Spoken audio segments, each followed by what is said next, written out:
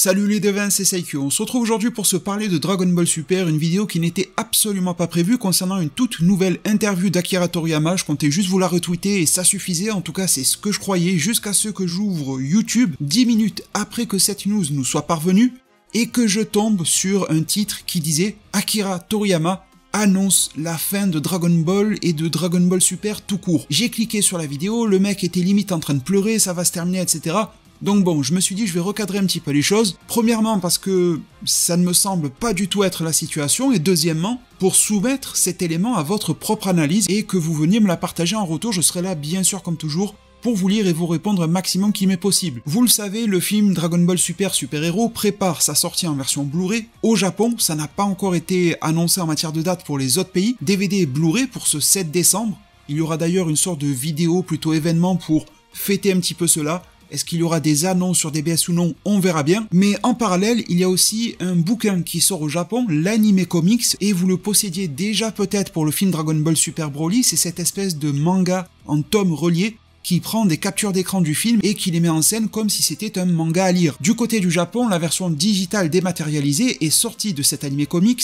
On a eu quelques visuels promotionnels, etc. qui nous en sont parvenus. Je trouve d'ailleurs que les visuels sont plutôt sympathiques et peut-être même plus percutants que dans le film lui-même, c'est assez drôle, mais bon, on verra quand on aura le film en version 4K. Mais à l'intérieur s'y glisse également l'interview d'Akira Toriyama que vous voyez ici, qui reprend des visuels que l'on connaît déjà du film, la fusion ratée de Goten et Trunks, le fameux Toribot qui est déguisé en Piccolo cette fois-ci, qu'il a désigné comme étant son personnage préféré. Ce message en japonais nous a été traduit en anglais par Herms98, traducteur émérite dans la communauté Dragon Ball, et je vous le retranscris moi-même directement. Il nous est dit que les films Dragon Ball, sous-entendu les films récents Dragon Ball, ont jusqu'à présent suivi des épisodes majeurs, scénaristiques, se situant dans le gap des 10 ans entre la fin de l'arc Buu et le chapitre final de Dragon Ball. Parenthèse, celui donc où Goku est vêtu de bleu, rencontre de manière formelle Oob et s'en va avec lui pour l'entraîner. Toriyama poursuit en nous disant que Super Hero est une histoire qui se déroule juste avant le chapitre final.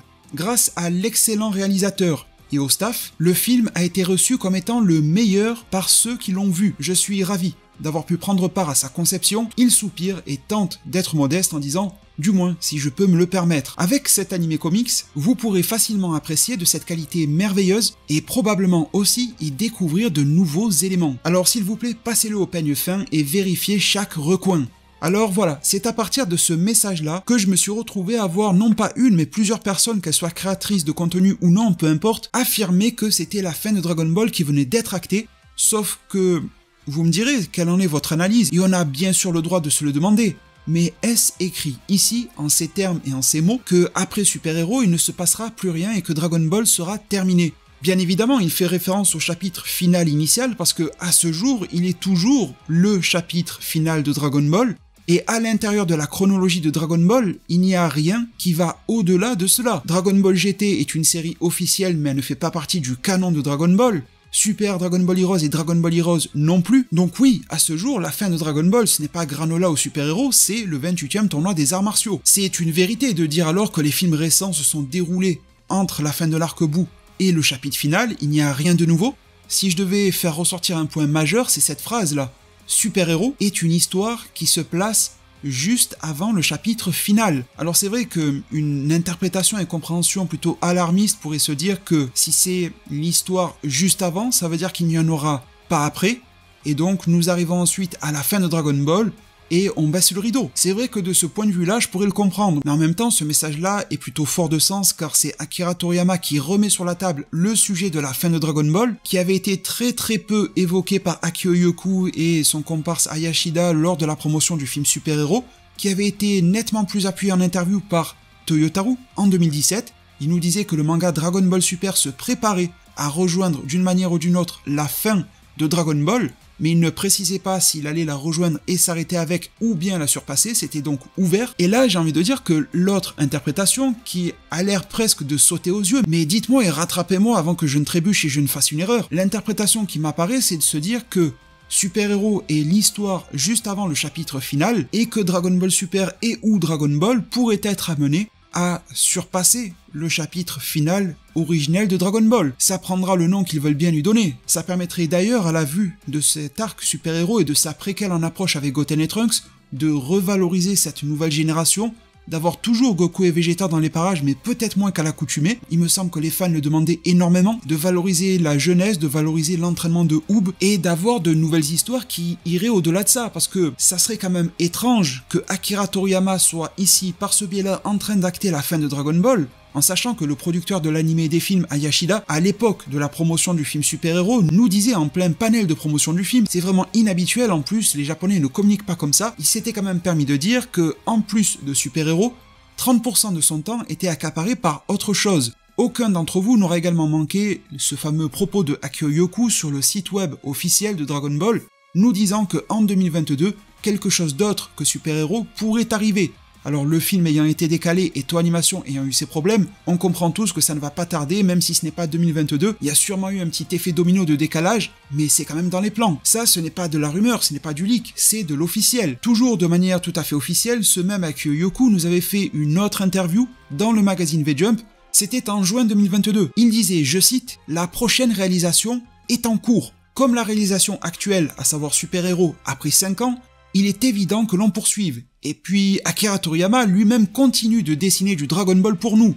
On ne peut pas s'arrêter comme ça. Je pense que bien des choses que l'on veut faire encore prendront petit à petit vie. Nous avons à notre manière, disait-il, en référence au ruban rouge, nous aussi, notre forme d'organisation cachée. Et cela met un terme à la citation. À la vue et au regard de tous ces éléments combinés, tous officiels, comment peut-on se dire avec ce mot de Toriyama que super-héros marquerait le dernier élément qu'on nous apporterait pour Dragon Ball. Il me semble plutôt légitime de penser que l'on se dirige vers la suite, et à vrai dire, j'en serais le premier ravi.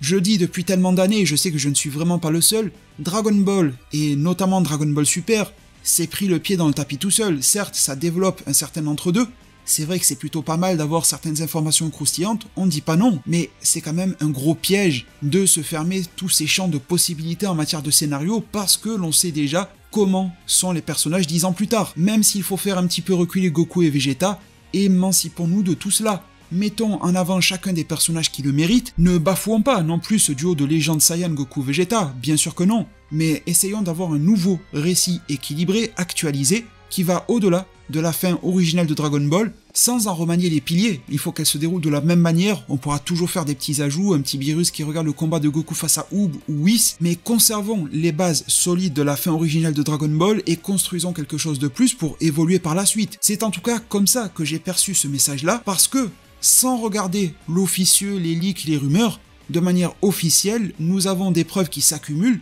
qui nous font comprendre que la suite est en préparation.